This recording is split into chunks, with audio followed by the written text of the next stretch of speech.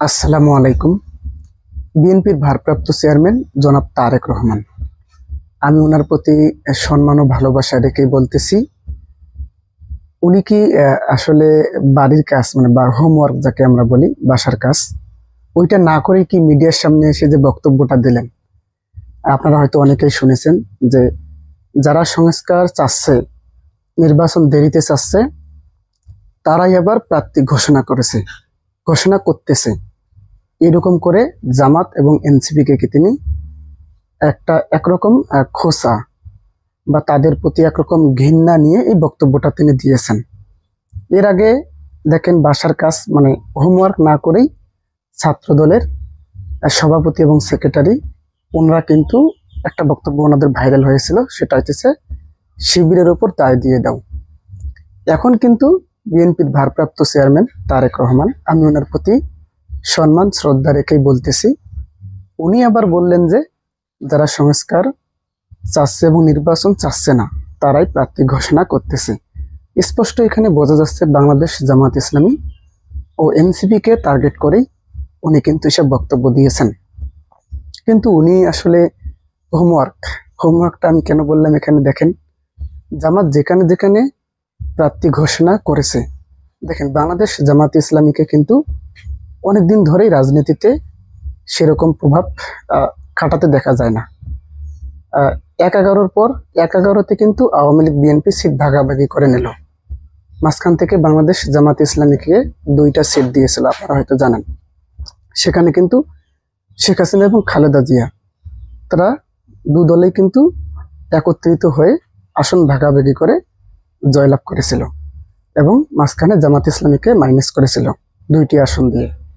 এখন দেখেন, তখন থেকেই কিন্তু বাংলাদেশ জামাত ইসলামী রাজনীতি থেকে বাইরে আছে। তো এখন যদি তারা প্রার্থী ঘোষণা না করে, 1 বছর বা 6 মাস এরকম প্রার্থীকে যদি মানুষ না চেনে, তাহলে তো তারা হঠাৎ করে রাজনীতি করতে পারবে না। তো তারা যেখানে যেখানে প্রার্থী ঘোষণা করেছে, তার কারণ হিসেবে কিন্তু তারা এটাই দেখিয়েছে যে তারা তাদের প্রার্থীর জনপ্রিয়তা যাচাই করতে চায়।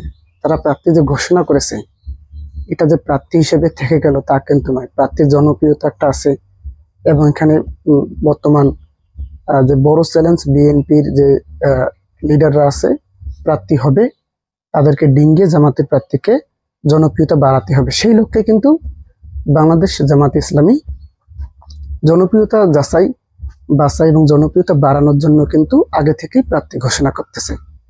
তো এটা কিন্তু স্পষ্ট, যেখানেই পত্রিকায় এই সংবাদ প্রকাশিত হয়েছে সেখানে কিন্তু বলা হয়েছে যে প্রার্থীর জনপ্রিয়তা বাড়ানোর জন্যই আগে থেকে প্রার্থী ঘোষণা করতেছে বাংলাদেশ জামাত ইসলামী। এবং তারা ঘোষণা দিয়েছে যে 300 আসনে নির্বাচন করার সক্ষমতা রয়েছে জামাতের, এবং যদি জোটবদ্ধ হয় তাহলে তারা প্রার্থী প্রত্যাহার করে নেবে। তার মানে এটাই কিন্তু ফাইনাল নয়। কিন্তু সেখানে এসব বিষয়ে জ্ঞান অর্জন না করেই জনাব তারেক রহমান উনি এসে একটা মানে কি একটা বক্তব্য দিয়ে দিলেন। দেখেন, উনি হঠাৎ করে যদি এরকম বক্তব্য দেন, এই বিষয়ে তো আপনার জ্ঞান থাকা উচিত যে বাংলাদেশ জামাত ইসলামী সবচেয়ে বেশি নির্যাতিত হয়েছে রাজনীতিতে, বাংলাদেশের রাজনীতিতে। তো এখন ওনাদের প্রার্থী কে হবে এগুলো তো মানুষ চেনে না বেশি। তো ওই প্রার্থীটা তো যাচাই বাছাই করার জন্যই তো প্রার্থী ঘোষণা করতেছে এবং জনপ্রিয়তা বাড়ানোর জন্য আগে থেকেই ঘোষণা করতেছে। বিএনপির প্রার্থী কে হবে এটা তো বেশিরভাগ মানুষই জানতে পারে, কিন্তু জামাতেরটা তো আসলে বেশ কঠিন, এবং এনসিপি নতুন দল, ওদেরটাও কিন্তু বেশ কঠিন। এই জন্যই তারা আগে ভাগে প্রার্থী ঘোষণা করতেছে। তো আপনি সেখানে এসে বললেন যে আগে যারা সংস্কার চাচ্ছে, নির্বাচন চাচ্ছে না, তারাই প্রার্থী ঘোষণা করতেছে।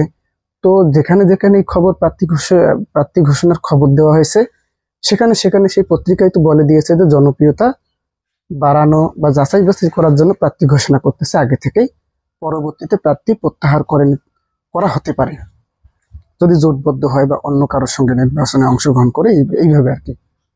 তো আপনি এইসব বিষয় না বলেই হঠাৎ করে আপনার এত গুরুত্বপূর্ণ একটা পদ থেকে বলতেছেন যে যারা সংস্কার চায়, নির্বাচন চায় না, তারাই প্রার্থী ঘোষণা করতেছে।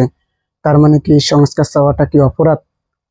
আপনারা সংস্কার চাচ্ছেন না, নির্বাচন আগে চাচ্ছেন, আপনি বাইরে বসে আপনার দলের নেতা কর্মীদের দিয়ে এভাবে বলাচ্ছেন, এবং মির্জা ফখরুল, মির্জা আব্বাস এখনো ওনারা আর বক্তব্য দিতেই পারে না মিডিয়ার সামনে।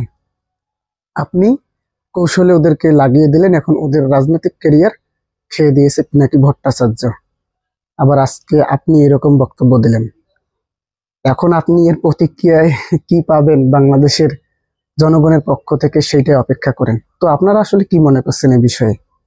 আপনাদের মন্তব্য অবশ্যই শেয়ার করবেন। ধন্যবাদ। আসসালামু আলাইকুম।